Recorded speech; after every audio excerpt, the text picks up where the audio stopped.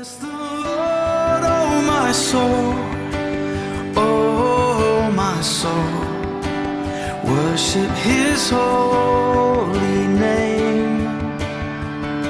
Sing like never before, oh my soul, I worship Your holy name. 고린도전서 1장 1절에서 3절까지 우리 함께 한 목소리로 봉독하시겠습니다.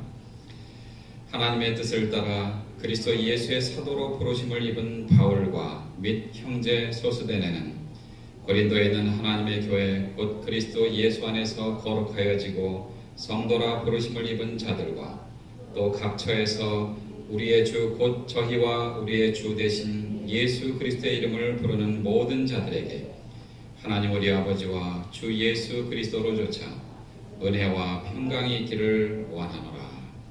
아멘. 앉으시기 바랍니다. 뉴욕에 있는 한 교회 목사님 중에 몰트리 바비콕라는 목사님 계십니다. 그 목사님이 이제 목회하면서 굉장히 바쁜 생활을 하고 계셨는데 그 교회 성도 중에 의사가 있었습니다. 그래서 하루는 목사님께 찾아와서 목사님 목회하시면서 너무 바쁘게 지내신 것 같은데 이 연극도 좀 보시고 좀 쉬는 시간을 가지시면 좋겠습니다. 그렇게 이야기를 했습니다. 그랬더니 그 목사님이 보니까 그 연극 내용을 보니까 목사님이 보시기에는 조금 좀 수준이 안 맞는 그런 우리식으로 얘기하면 야한 그런 연극이었답니다. 그래서 목사님이 제가 집사님이 저를 위해서 이렇게 귀한 연극표도 준비해 주시고 그러는데 제가 이 연극표를 받을 수도 없고 또 이 연극을 볼 수도 없습니다. 이해해 주십시오 라고 이야기를 했습니다. 그랬더니 집사님이 왜 안 되는 겁니까? 목사님도 그런 연극도 좀 보시고 좀 쉬셔야 됩니다. 이렇게 다시 이야기를 했습니다. 그랬더니 그 목사님이 집사님 너무 고마우신데 집사님은 의사시잖아요. 더군다나 외과 의사신데 수술하실 때 손을 굉장히 깨끗하게 닦지 않으십니까? 이 병균이 거의 없을 정도의 그 깨끗하게 손을 닦은 다음에 그 다음에 수술하시지 않으십니까? 그랬더니 그거야 그렇죠. 맞습니다. 그랬더니 그 목사님 하신 말씀이 저는 하나님의 종입니다. 하나님의 종이기 때문에 제가 감히 하나님 앞에서 정결한 삶, 거룩한 삶을 살지 않고 그 귀중한 영혼, 사람들의 영혼을 다루는 그 일을 할 수가 없습니다. 그렇게 이야기를 했다고 합니다. 즉 다시 말해서 자신은 하나님의 종이기 때문에 하나님 앞에서 거룩한 삶을 살아야 된다 하는 것을 집사님께 말씀을 했습니다. 죄인된 인간은 그 누구도 스스로 거룩해질 수가 없습니다. 그러나 하나님은 내가 거룩하니 너희도 거룩할지어다 라고 말씀을 하고 계십니다. 그렇다면 어떻게 죄인이 거룩한 삶을 살 수가 있습니까? 오늘 본문을 통해서 한번 알아보겠습니다. 첫 번째로 예수 그리스도 안에 거해야만 합니다. 오늘 본문 고린도전서 1장 2절에 보시면 고린도에 있는 하나님의 교회 곧 그리스도 예수 안에서 거룩하여지고 그랬습니다. 그리스도 예수 안에서 거룩하여지고 성도라 부르심을 입은 자들에게 사도 바울이 지금 고린도 교회에 편지를 쓰면서 그리스도 예수 안에서 거룩하여지고 그리고 성도라 부르심을 받은 자들에게 편지를 쓰고 있습니다. 여기서 말하는 이 성도는 한자잖아요. 그렇죠? 네, 성도. 성도는 곧 거룩한 사람이라는 뜻입니다. 성도.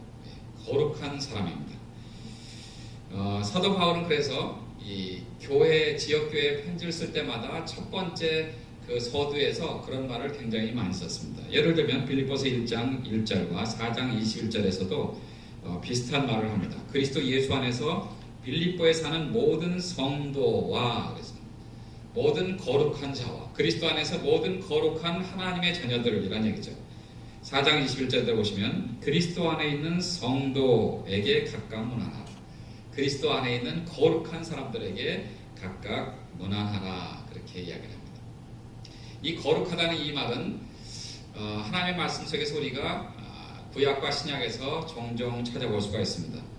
그런데 이사야 6장에 보면 이 거룩한 것에 대해서 하나님이 또 우리에게 말씀해 주시는데, 특별히 이사야 6장 2절과 3절에 보시면 스랍들은 모셔 섰는데, 여기서 스랍은 천사를 말합니다. 천사의 종류를 말하는데, 이 천사들이죠. 그러니까 스랍들은 모셔 섰는데, 전능하신 하나님, 거룩하신 하나님을 모셔 섰는데, 각기 6날개가 있어서 그 둘로는 그 얼굴을 가리었고, 그 둘로는 그 발을 가리었고, 그 둘로는 날며 그랬습니다. 그 날개가 6개 있어요. 그렇죠? 그 둘로는 얼굴을 가리고 다리도 가리고 둘로는 날입니다. 그러면서 3절에 보시면 서로 창하여 가로되, 서로 하나님 앞에 영광을 돌리고 찬양을 돌리고, 그리고 하나님의 이름을 높여드리면서 말하는 것이 뭐냐면, 거룩하다 거룩하다 거룩하다 만군의 여호와여, 그 영광이 온 땅에 충만하더라 그랬습니다. 거룩하다 거룩하다 거룩하다, 거룩하신 하나님, 그 거룩하신 하나님의 거룩한 영광이 거기에 큰 겁니다. 이 장면은 이사야가 성전에 갔을 때 환상으로 본 장면인데, 얼굴을 가리고 다리를 가리고 그리고 날면서 거룩하다 거룩하다 거룩하다 그렇게 하나님을 노래하는 그 장면을 본 것입니다. 다시 말해서 스랍 천사들이 얼굴을 가리우고 말할 만큼 그 깊이를 헤아리기 어려운 뜻의 단어가 바로 이 거룩입니다. 그러니까 인간이 거룩하다는 이 말을, 인간은 이 거룩하다는 이 말을 사실 온전히 이해할 수가 없는 거죠. 그러나 그 말이 예수 그리스도 안에서 라는 말에서 이해를 할 수가 있습니다. 바로 여기에 하나님의 모든 지혜와 사랑이 숨어 있습니다. 아버지 하나님은 그 아들 예수 그리스도를 우리에게 보내주심으로 우리와 하나가 되셨습니다. 독생자 예수 그리스도는 이 땅에 오셔서 십자가에서 돌아가 주심으로 우리와 하나가 되셨습니다. 그리고 성령 하나님은 우리 안에 거하시면서 그 연합을 계속해서 이어가 주시는 것이 바로 이 거룩한 것입니다. 그렇기 때문에 우리가 하나님과 거룩해질 수 있는데, 그 비결은 바로 예수 그리스도 안에 우리가 온전히 거하는 것입니다. 예수 그리스도 안에서 거룩하여지고 그랬습니다. 그러니까 예수 그리스도 안에서 우리가 거룩해진다는 이 말은 얼마나 우리에게 놀라운 축복의 말씀입니까? 그리스도 안에서 우리가 하나님의 거룩하심이 우리를 찾습니다. 그리고 우리를 그분처럼 거룩하게 만들어 주십니다. 그리스도 안에서 하나님의 거룩하심이 실제로 우리 인간의 것이 되는 것입니다. 그러니까 세상 밖에서는, 그리스도 밖에서는 거룩함을 찾을 수도 없고 거룩한 삶을 살 수도 없습니다. 그래서 우리는 온전히 예수 그리스도 안에 거해야만 되는 것입니다. 그럴 때 비로소 내가 거룩하니 너희도 거룩하라는 하나님의 말씀을 우리가 온전히 이해할 수 있고 그 거룩한 삶을 살 수가 있는 것입니다. 레위기 11장 45절에서 특별히 내가 거룩하니 너희도 거룩할지어다 주님께서 이렇게 말씀한 그 말씀은 신약에서 그리스도 안에서 거룩하여지고 라고 하는 말과 같은 말입니다. 그러니까 특별히 구약 시대를 살지 않았던 저와 여러분, 이 땅의 신약 시대 이후에 살았던 모든 사람들은 예수 그리스도 안에 온전히 거해야지만 사실 온전한 거룩한 삶을 이해할 수가 있고, 그리고 거룩한 삶을 살 수가 있는 것입니다. 예수 그리스도 안에, 그 안에서 우리는 온전히 거함으로 거룩한 삶을 살 수가 있습니다. 종교개혁자인 마틴 루터는 그리스도 밖에서는 하나님을 알거나 이해하지 못한다.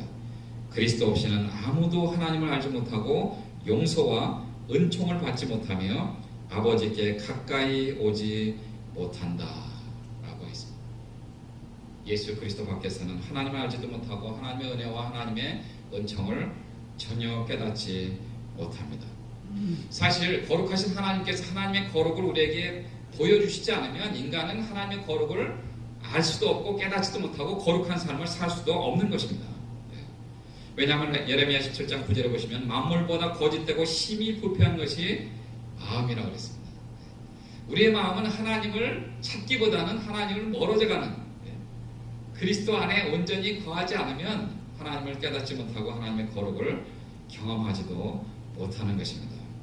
인간의 부패한 마음으로는 절대로 하나님의 거룩을 발견할 수가 없죠.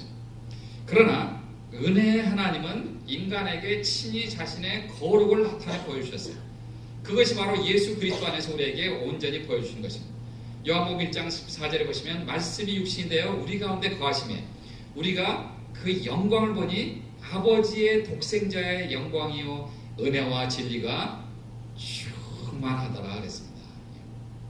예수 그리스도 안에 온전히 거해야지만 우리는 거룩한 삶을 살 수가 있고 거룩을 이해할 수가 있는 것입니다.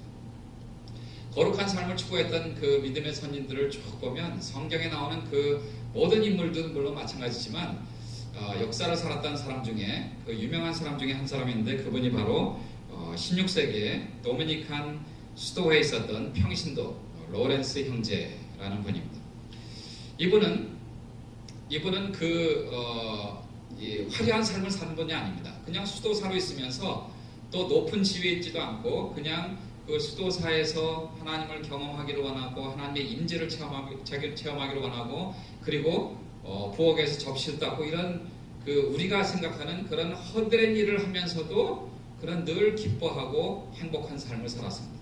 왜냐하면 하나님이 나와 함께 하신다는 그 하나님의 임재 때문에 그렇습니다. 그래서 그가 일기를 쓰기 시작했습니다. 하나님이 오늘도 나와 함께 하십니다. 내가 부르짖지도 않아도 하나님은 나와 함께 하십니다. 내가 외치지 않아도 하나님은 나와 함께 하십니다. 그 하나님이 지금 내 방에 함께 하십니다. 그 하나님이 내가 접시를 닦는 여기에도 함께 계십니다. 그런 이 일기가 나중에는 책으로 발간이 되었습니다. 그 중에 한 간증을 읽어드리겠습니다.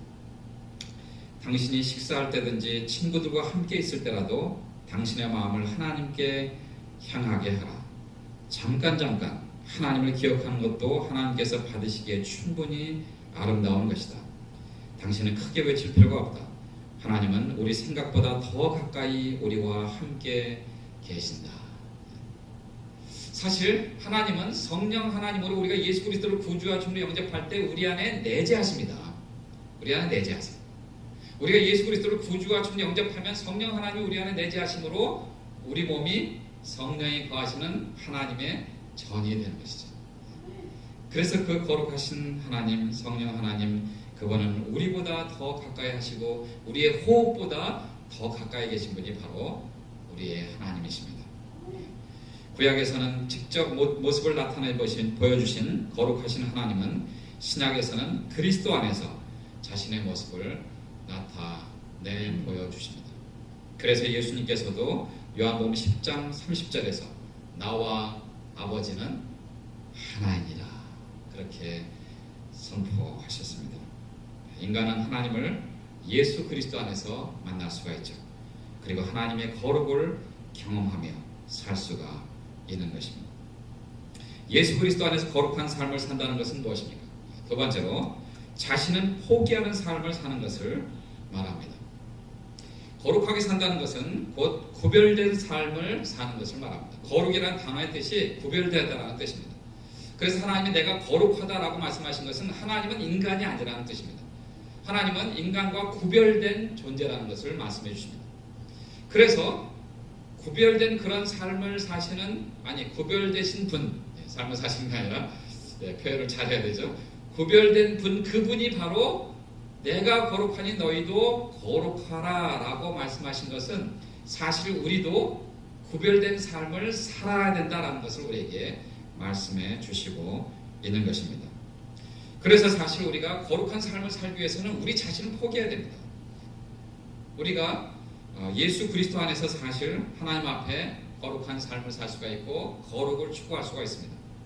그러나 불현듯 우리가 우리 자신을 바라보면 어떻게 돼요? 나 같은 사람이 어떻게 거룩한 삶을 살 수가 있을까? 내가 지금 살고 있는 이 모습이 어떻게 거룩한 삶을 삽니까? 그런 삶을 사는 것이 아니다 라는 그러한 나 자신을 내가 평가할 수가 있게 되는 거죠. 그렇죠? 하나님 앞에서 정말 이렇게 많은 죄를 짓고 살 수가 있는가? 다른 사람이 보기에 목사님은 집사님은 형제님은 자매님을 정말 법 없어도 사는 분입니다 라고 그렇게 이야기할지 몰라도 내가 하나님 앞에서는 정말 이렇게 사는 것이 거룩한 삶인가, 올바른 삶인가, 정결한 삶인가 하는 것을 생각할 수가 있죠. 그러면 어떻게 돼요?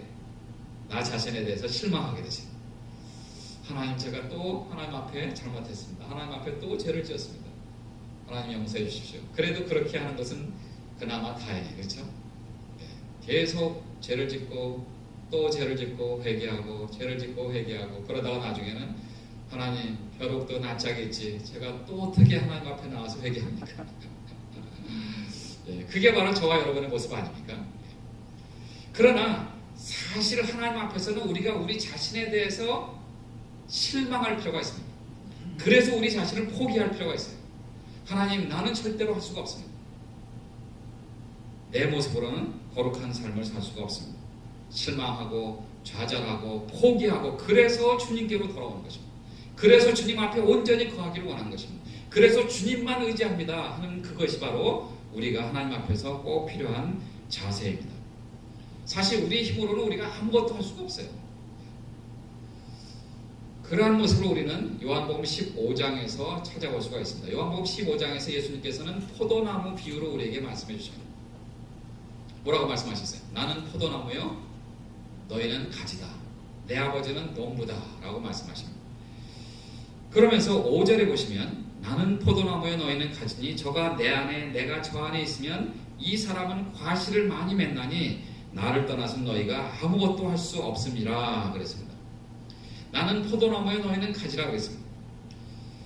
그러면서 가지가 포도나무에 붙어있지 않으면 절대로 열매를 맺을 수 없다라고 말씀하시면서 주님께서는 3단계로 3단계로 말씀하고 계십니다. 2절에서는 과실을 맺는 것에 대해서 말씀하시고 그리고 과실을 더 많이 맺는 것을 말씀하십니다. 그리고 8절에서는 과실을 많이 맺으면 너희가 내 제자가 되고 그렇게 말씀하십니다. 그러니까 과실을 맺는 것, 더 많이 맺는 것, 많이 맺는 것 그렇게 주님께서는 말씀을 하고 계십니다. 그런데 4절에서는 내 안에 거하라 나도 너희 안에 거하리라 가지가 포도나무에 붙어있지 아니하면 절로 과실을 맺을 수 없음 같이 너희도 내 안에 있지 아니하면 그러하리라 이렇게 말씀하십니다. 가지가 열매를 맺을 수 있는 방법이 뭐예요? 유일한 방법이 나무에 붙어있는 것. 어려우세요? 굉장히 쉽죠, 그렇죠? 굉장히 쉽죠. 그냥 붙어있기만 하면 돼요. 붙어있기만 하면. 그러면 때가 되어서 이제 열매를 맺습니다. 예. 가지가 나무에서 떨어져 나가면 절대로 열매를 맺을 수가 없습니다. 예. 저절로 열매를 맺을 수가 없는 것이죠. 영적인 삶도 마찬가지입니다. 근원이 되시는 예수 그리스도 안에 우리가 온전히 거할 때 열매를 맺을 수가 있고 그분을 떠나서는 절대로 열매를 맺을 수가 없습니다. 그리고 더 나아가서 거룩한 삶을 살 수가 없는 것입니다. 여기 주님께서 말씀하신 내 안에 거하라 라고 말씀하신 이것은 사실 각 개인의 책임입니다. 우리가 우리 인생의 성공과 책임 그것은 모두가 다 각자 자신의 책임입니다. 우리가 믿음으로 주님 안에 온전히 거하고 그리고 열매를 맺는 것도 내 책임이요. 우리가 주님을 떠나서 세상 사람들이 생각하는 세상 사람들이 제공하는 그러한 기준을 가지고 살아가는 것 말씀을 떠나서 사는 것 그것도 내 책임입니다. 다시 말해서 열매를 많이 맺는 것도 주님 안에서 내가 해야 될 것이고 열매를 못 맺는 것도 내가 잘못해서 그런 것입니다. 주님께서 그렇게 만드신 것이 아닙니다. 오직 나 자신만이 마찬가지로 나의 거룩한 삶을 결정 지을 수가 있습니다.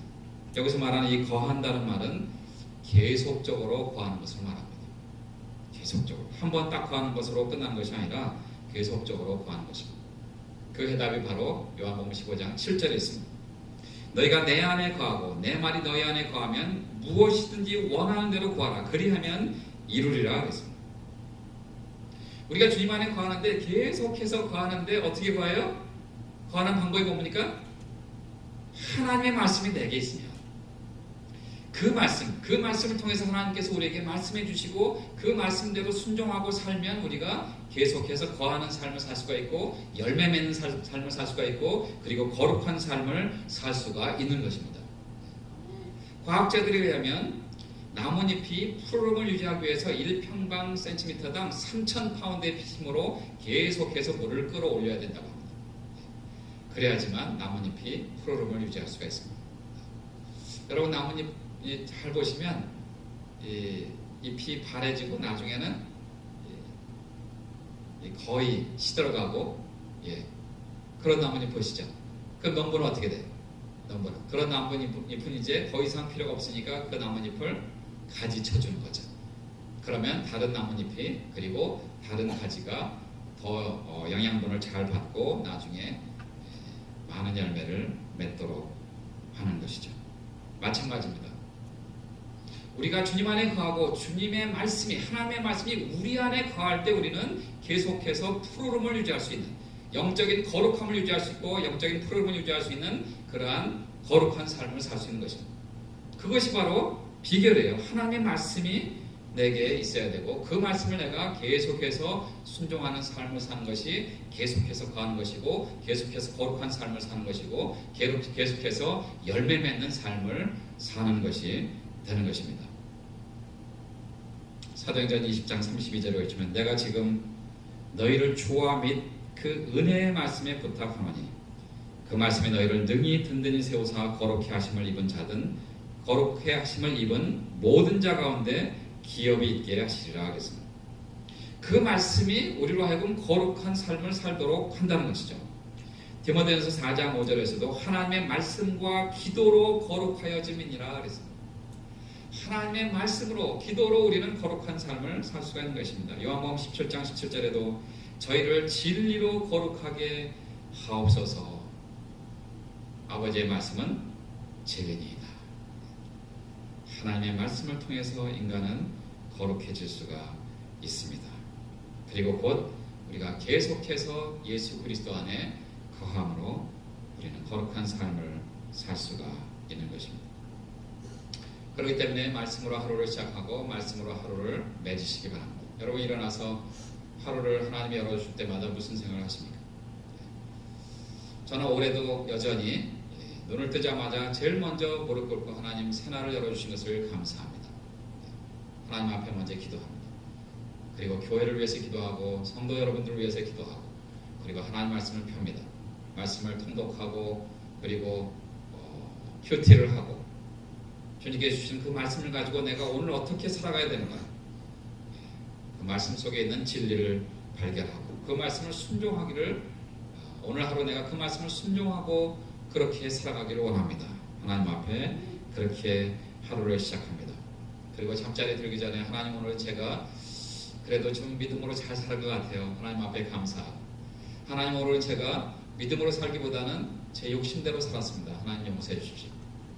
하나님 그래서 하나님 제게 주신 말씀을 가지고 다시 한번 제가 또 거룩한 삶을 살고 순종하는 삶을 살기를 원합니다.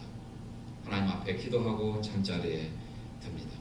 하나님 주신 말씀을 한번 되뇌기도 하고 암송하기도 하고 묵상하기도 하고 그러면서 거룩한 삶을 살기를 원하는 것입니다. 여러분 하나님 말씀 얼마나 읽고 묵상하십니까? 기록된 말씀을 헬라어로 로고스라고 그러죠. 로고스. 그러나 그 기록된 말씀을 펴서 우리가 그 말씀을 읽고 그 말씀 속에 있는 하나님의 뜻을 발견하고 그리고 그 말씀이 내 삶 속에서 살아서 움직일 때 그것을 우리는 레마의 말씀이라고 합니다. 누구나 성경책은 한 권씩 다 있을 수 있습니다. 그렇죠?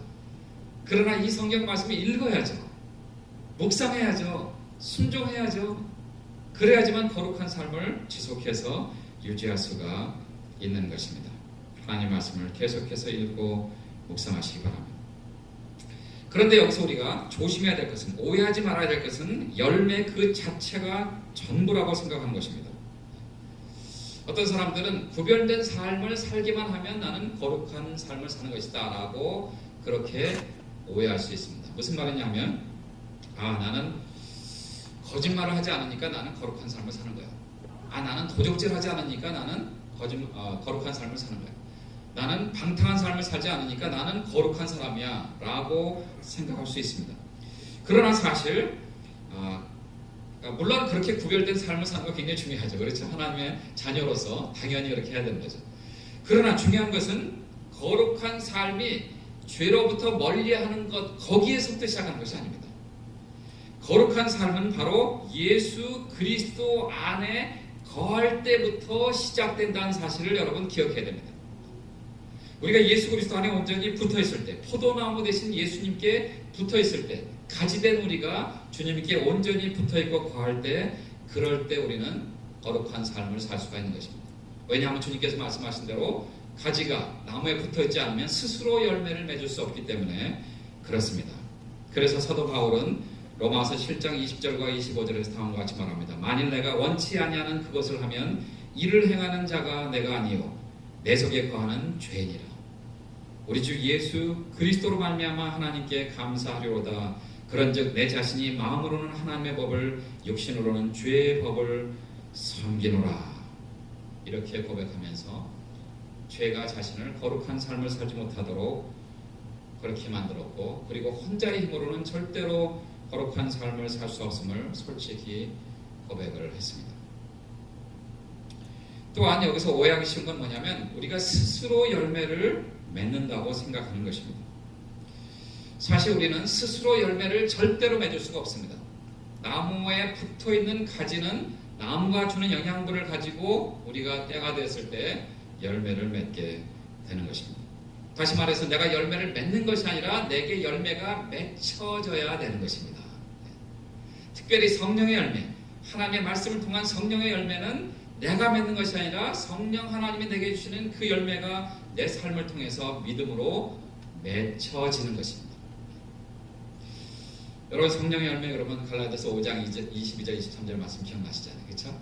오직 성령의 열매는 사랑과 희락과 화평과 오래 참음과 자비와 양선과 충성과 온유와 절제니 이 같은 것을 금지할 법이 없느니라. 많은 사람들이 성령의 9가지 열매 이렇게 얘기합니다. 사실 성령의 9가지 열매가 아니라 성령의 열매입니다. 그것이 9가지 모습으로 나타나는 것입니다. 그러니까 그러한 열매들이 성령 하나님으로 말미암아 내가 사람을 사랑하는 것으로 나타납니다. 기뻐하는 것으로 나타납니다. 오래 참는 것으로 나타납니다. 화합하는 것으로 나타납니다. 그것이 바로 성령 하나님을 통해서 내게 맺혀지는 열매입니다. 내가 맺는 것이 아니에요. 스스로 맺을 수가 없습니다. 하나님이 도우시는 그것으로 말미암아 우리는 거룩한 삶을 살 수가 있고, 그리고 열매 맺는 삶을 살 수가 있는 것입니다. 그래서 우리는 예수 그리스도 안에 온전히 거해야 되고, 가지가 나무에 붙어 있는 것처럼 계속해서 붙어 있어야만 열매를 맺고 거룩한 삶을 살 수가 있는 것입니다. 미국의 한 복지국에 한 여직원이 빈민가 근처에서 일을 하고 있었습니다. 그런데 한 12살 된 소년이 어느 날 찾아왔는데 소아마비, 굉장히 심한 소아마비입니다. 그런데 보기에도 굉장히 측은한 마음이 드는 그런 어린 소년, 도움을 요청하고 또 그래서 이제 필요한 것들을 제공해주고 이렇게 하면서 어느 날 그 소년에 대한 측은한 마음이 이제 혹시 의사가 이 소년을 치료해 줄 수 있는지 한번 알아봤으면 좋겠다라는 그런 생각이 든 거예요. 그래서 수소문해서 그 근처에 있는 병원에 가서 이러이러한 소년이 있는데 한번 치료해 줄 수 있습니까? 그것이 이제 의사 선생님들 사이에 이제 전달이 되고 그래서 한 선생님이 그 소년을 무료로 치료해 주겠다. 내가 할 수 있을 것 같다. 그렇게 결정이 됐습니다. 그래서 수술을 해줬고 그 수술이 성공적으로 잘 마쳐졌습니다. 이 소년은 이제 걷기도 하고 뛰기도 하고 그렇게 잘 살게 되었습니다. 그러면서 이제 많은 세월이 흘렀습니다. 이 여직원도 이제 중년 부인이 되었습니다. 그런데 길거리에서 우연히 그 의사 선생님 만났어요. 의사 선생님 만났는데 그 의사 선생님이 처음에는 기억을 못하다가 나중에 기억을 하고 그 여직원이셨죠? 네, 너무 반갑습니다. 그 소녀는 지금 이제 청년이 되었겠죠? 네. 그 소년이 지금 어디에 있습니까? 아니, 청년이 된 그 청년이 어디에 있습니까? 여기서 혹시 일하십니까? 네. 혹시 또 좋은 직장에서 지금 일하고 있습니까? 하고 질문했습니다. 그랬더니 이 중년 부인이 된 여직원이 슬픈 기색을 띠면서 아니요, 여기 없습니다. 그럼 어디에 있습니까? 그 소녀는 지금 감옥에 있습니다. 그 의사 선생님이 이제 몇 가지 질문을 하면서 그 답변을 들었을 때 깜짝 놀란 거예요. 아니, 어떻게 그런 일이 있을까 했습니까? 그는 살인을 하고 지금 감옥에서 형기를 치르고 있습니다. 그랬더니 그 여직원이 다음과 같이 말했습니다. 박사님, 선생님, 우리가 그에게 걷는 법만 가르치려고 애를 썼지 그가 걸어가야 할 곳을 가르치는 것을 그만 잊고 있었습니다. 그가 건강한 모습으로 잘 살도록 그렇게 했지만 그가 어느 방향으로 어떻게 하나님이 기뻐하시는 그러한 삶을 살도록 그 올바른 방향으로 가는 그것을 저희들이 가르치지 못했습니다. 거룩한 하나님의 백성이 되도록 오늘도 하나님은 하나님의 말씀을 통해서 우리에게 권면하고 계시고 우리가 거룩한 자리로 가도록 우리를 부르십니다. 주님 안에 온전히 거할 때 우리는 거룩한 삶을 살 수가 있습니다. 여러분, 성령 충만한 삶을 원하십니까? 거룩한 삶을 원하십니까?